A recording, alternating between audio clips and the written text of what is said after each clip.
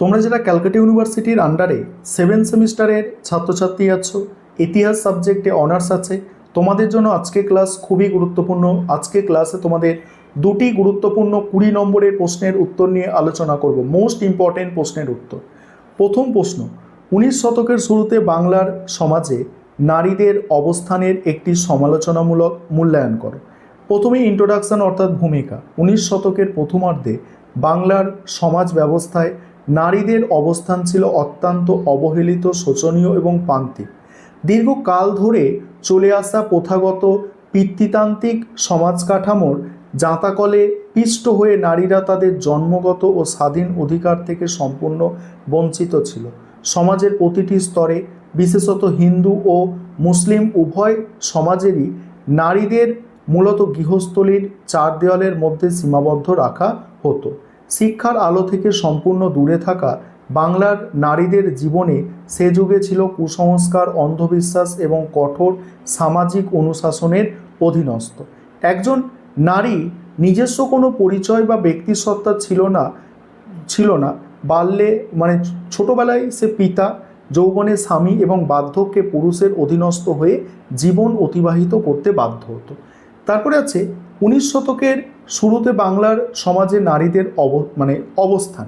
এটা ভালো করে বোঝো। 19 শতকের শুরুতে বাংলার সমাজ জীবনে নারীদের শৈশব বলতে কার্যত কিছু ছিল না।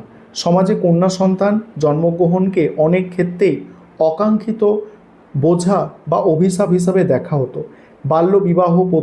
বাল্যবিবাহ প্রথা সমাজে রন্ধে রন্ধে প্রবেশ করেছিল, যেখানে 8 থেকে 10 বছর বয়সী মেয়েদের বিয়ে দেওয়া হতো। এর পাশাপাশি বাংলার হিন্দু সমাজে অবরোধ প্রথা, অন্দরমহলে বন্দী থাকার রেয়াজ এবং মুসলিম সমাজে কঠোর পর্দা প্রথার কারণে নারীদের বহির্বিশ্বের সঙ্গে কোনো যোগাযোগ ছিল না। কুলীন প্রথার কারণে উচ্চবর্ণের হিন্দু সমাজের এক বয়স্ক পুরুষ অর্থ ও কৌলীন্যের লোভে একাধিক বিবাহ করত, যার ফলে বহু বিবাহ সমাজের একটি সাধারণ ব্যাধিতে পরিণত হয়েছিল।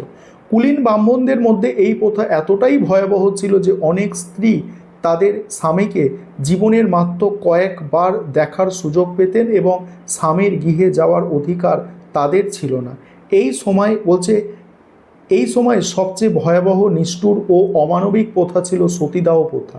প্রথা অনুসারে স্বামীর মৃত্যুর পর নবীন ও অসহায় বিধবা স্বামীর জ্বলন্ত চিতায় জীবন্ত পুড়িয়ে মারা হতো। সমাজ ও ধর্মের দোহাই দিয়ে এই হত্যাকাণ্ডকে পুণ্য কর্ম হিসাবে মহিমান্বিত করা হতো।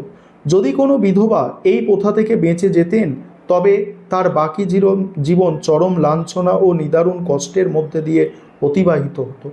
বিধবাদের রঙিন বা ভালো পোশাক পরিধান, পুষ্টিকর খাবার গ্রহণ বা কোনো শুভ অনুষ্ঠানে অংশগ্রহণ সম্পূর্ণ নিষিদ্ধ ছিল। একবেলা নিরামিষ আহার এবং কঠোর কিচ্ছ সাধনের মাধ্যমে তাদের তিল তিল করে মৃত্যুর দিকে ঠেলে দেওয়া হতো। এই প্রসঙ্গে প্রখ্যাত ঐতিহাসিক গোলাম মুর্শিদ তার নারী ইতিহাস বিষয়ক গবেষণায় মন্তব্য করেছেন যে 19 শতকের শুরুতে বাংলার নারীদের জীবন ছিল পিতৃতান্ত্রিক সমাজের নিগড়ে এমনভাবে আবদ্ধ, যেখানে তাদের নিজস্ব কোনো স্বাধীন সত্তা, পরিচয় বা মতামতের সামান্যতম কোনো মূল্য ছিল না। সামাজিক এই শোষণের পাশাপাশি নারীদের শিক্ষার কোনো অধিকার বা এই সুযোগ এই যুগে ছিল না। সমাজে একটি বদ্ধ মূল কুসংস্কার প্রচলিত ছিল যে নারী শিক্ষিত হলে বা বই পড়লে তারা দেবতার রোষে পড়বে এবং খুব দ্রুত বিধবা হবে। ফলে উচ্চবিত্ত পরিবারের হাতে গোনা কয়েকজন নারী যারা লুকিয়ে বাড়িতে শিক্ষা লাভ করতেন, তাদের বাদ দিলে সাধারণ নারীর ছিল সম্পূর্ণ নিরক্ষর। অর্থনৈতিক দিক থেকে তারা ছিল সম্পূর্ণরূপে পুরুষের ওপর নির্ভরশীল। পৈতৃক বা স্বামীর সম্পত্তিতে নারীদের কোনো আইনগত বা সামাজিক অধিকার ছিল না, যা তাদের অবস্থাকে আরও অসহায় করে তুলেছিল। সম্পত্তির অধিকার না থাকায় স্বামীর মৃত্যুর পর বিধবারা সম্পূর্ণ নিরাশ্রয় হয়ে পড়তেন। নারীদের এই সার্বিক বঞ্চনার চিত্রটি বিশ্লেষণ করতে গিয়ে বিশিষ্ট ঐতিহাসিক সুমিত সরকার তার গ্রন্থে উল্লেখ করেছেন যে 19 শতকের গোড়ার দিকে বাংলার সমাজে নারীদের অবস্থান কেবল শোষিত বা নিপীড়িত ছিল না, তাদের অবস্থা ছিল কার্যত গৃহপালিত দাসীর সমতুল্য, যাদের একমাত্র অলিখিত কাজ ছিল বিনা পারিশ্রমিকে পুরুষতন্ত্রের নিরলস সেবা করে যাওয়া। তারপর উপসংহারটা তোমরা দেখে নাও, আমি পরের প্রশ্নের উত্তর নিয়ে আলোচনায় আসছি। পরের প্রশ্ন খুবই গুরুত্বপূর্ণ প্রশ্ন হচ্ছে 19 শতকে নারী সংক্রান্ত সমস্যাগুলি সমাধানে দেশীয় প্রতিক্রিয়া কতটা কার্যকর ছিল। এই প্রশ্নের উত্তর নিয়ে আলোচনা করব। তার আগে একটা বিষয় তোমাদের বলার আছে, তোমাদের জন্য 5টা তোমাদের যে পেপার আছে ডিএসসিসি পেপার 7 সেমিস্টারে, ডিএসসিসি 16 to 20, এই 5টা পেপারেরই আমাদের স্টাডি মেটেরিয়াল অর্থাৎ নোটস তৈরি আছে। উন্নত মানের পিডিএফ নোটস তোমরা যদি পারচেস করতে চাও অবশ্যই তোমরা স্ক্রিনে দেওয়া নম্বরে যোগাযোগ করতে পারো। আর 7 সেমিস্টার উত্তরগুলো কিন্তু খুব গুছিয়ে লিখতে হবে, কারণ তোমাদের কিছু সিলেবাস এর পোর্শন থেকেও নেওয়া হয়েছে, তাই খুব ভালো করে এগুলো কিন্তু লিখতে হবে অ্যান্সার। দেখো, প্রথমেই ভূমিকা দিয়ে শুরু করা হচ্ছে যে নারী সংক্রান্ত সমস্যা, মোস্ট ইম্পর্টেন্ট প্রশ্ন তোমাদের। দেখো ভূমিকা, 19 শতকে বাংলার সামাজিক জাগরণের কেন্দ্রবিন্দুতে ছিল নারী স্বাধীনতার প্রশ্ন। দীর্ঘদিন ধরে চলে আসা প্রথাগত হিন্দু ও মুসলিম সমাজে নারীরা ছিল ঘোর অন্ধকারের শিকার। সতীদাহ প্রথা, বাল্যবিবাহ, বহুবিবাহ, নারী শিক্ষার অভাব এবং বিধবাদের দুর্দশা বাংলার সমাজকে আচ্ছন্ন করে রেখেছিল। এই ভয়াবহ পরিস্থিতির সমাধানে 19 শতকের প্রথমার্ধ থেকেই শিক্ষিত বাঙালি মধ্যবিত্ত সমাজের এক অংশ সোচ্চার হতে শুরু করে। রাজা রামমোহন রায়, ঈশ্বরচন্দ্র বিদ্যাসাগর, ডিরোজিওর অনুগামী নব্যবঙ্গ দল এবং ব্রহ্ম সমাজ নারী কল্যাণে যে দেশীয় প্রতিক্রিয়া বা সমাজ সংস্কারের আন্দোলনের সূচনা করেছিল তা বাংলার ইতিহাসে এক নতুন যুগের সূচনা করে। এই প্রতিক্রিয়া কতটা কার্যকর ছিল তা আধুনিক ঐতিহাসিক গবেষণার একটি অন্যতম প্রধান আলোচ্য বিষয়। তারপরে হচ্ছে 19 শতকে নারী সংক্রান্ত সমস্যার সমাধানে দেশীয় প্রতিক্রিয়ার কার্যকারিতা। 19 শতকে নারী সমস্যার সমাধানে দেশীয় উদ্যোগের সবচেয়ে বড় সাফল্য ছিল সতীদাহ প্রথা নিবারণ। রাজা রামমোহন রায় প্রাচীন হিন্দু শাস্ত্র উদ্ধৃত করে প্রমাণ করেন যে সতীদাহ প্রথা কোনো ধর্মীয় বিধান নয়, বরং এটি এক জঘন্য কুপ্রথা। তার নিরলস প্রচার, জনমত গঠন এবং ব্রিটিশ সরকারের কাছে আবেদনের ফলে লর্ড বেন্টিং আইন করে সতীদাহ প্রথা নিষিদ্ধ করে। পরবর্তী পর্যায়ে নারী মুক্তি আন্দোলনের সবচেয়ে গুরুত্বপূর্ণ ভূমিকা গ্রহণ করে পণ্ডিত ঈশ্বরচন্দ্র বিদ্যাসাগর। হিন্দু বিধবাদের অমানবিক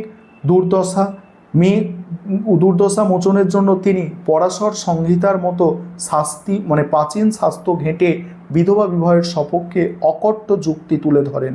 তার তীব্র আন্দোলনের ফলে ব্রিটিশ সরকার হিন্দু বিধবা বিবাহ আইন পাস করতে বাধ্য হয়। শুধু তাই নয়, বহু বিবাহ রদ এবং নারী শিক্ষার প্রসারে বিদ্যাসাগরের উদ্যোগ ছিল অতুলনীয়। তিনি উপলব্ধি করেছিলেন যে শিক্ষা ছাড়া নারীদের প্রকৃত মুক্তি অসম্ভব। তাই তিনি গ্রামে গ্রামে বালিকা বিদ্যালয় স্থাপন করে। দেশীয় সমাজ সংস্কারকদের এই উদ্যোগগুলি তৎকালীন সমাজ ব্যবস্থায় এক প্রবল আলোড়ন সৃষ্টি করেছিল। ব্রহ্ম সমাজ ও নারী স্বাধীনতা, অবরোধ প্রথা বাতিল এবং অসবর্ণ বিবাহের পক্ষে জনমত গড়ে তুলেছিল। তবে এই দেশীয় প্রতিক্রিয়া কতটা সর্বজনীন বা কার্যকর ছিল তা নিয়ে ঐতিহাসিকদের মধ্যে বিতর্ক রয়েছে। সামগ্রিকভাবে বিচার করলে দেখা যায় এই সমাজ সংস্কার আন্দোলন একটি বড় সীমাবদ্ধতা ছিল এর পরিধি। এই আন্দোলন মূলত শহরে উচ্চবর্ণ এবং শিক্ষিত মধ্যবিত্ত বা ভদ্রলোক শ্রেণীর মধ্যেই সীমাবদ্ধ ছিল। গ্রামের সাধারণ দরিদ্র ও নিম্নবর্ণের নারীদের জীবনে এই সংস্কার আন্দোলনের খুব একটা প্রভাব পড়েনি। বিধবা বিবাহ আইন পাস হলেও তা সামাজিকভাবে ব্যাপকভাবে গৃহীত হয়নি। তাছাড়া এই আন্দোলনের চরিত্র ছিল মূলত পিতৃতান্ত্রিক। পুরুষ সংস্কারকরাই নারীদের কি প্রয়োজন তা নির্ধারণ করেছিলেন। তাদের মূল উদ্দেশ্য ছিল নারীদের দেখো সুমাতা এবং সুগৃহিণী হিসাবে গড়ে তোলা, তাদের সম্পূর্ণ স্বাধীন সত্তা প্রদান করা নয়। ঐতিহাসিক সুমিত সরকার এই প্রসঙ্গে স্পষ্ট মন্তব্য করে বলেছেন যে 19 শতকে বাংলার সমাজ সংস্কার আন্দোলনগুলি মূলত মুষ্টিমেয় শহুরে উচ্চ বর্ণের ভদ্রলোক শ্রেণীর মধ্যেই সীমাবদ্ধ ছিল। গ্রামের বৃহত্তর কৃষক বা নিম্নবর্গীয় সমাজে নারীদের জীবনযাত্রার এর কোনো গভীর প্রভাব অনুভূত হয়নি। নারী শিক্ষার প্রসারে দেশের নারী শিক্ষার প্রসারের ক্ষেত্রে দেশীয় উদ্যোগে সফল হলেও তার উদ্দেশ্য নিয়ে প্রশ্ন থেকে যায়। সে যুগে নারী শিক্ষার মূল লক্ষ্য ছিল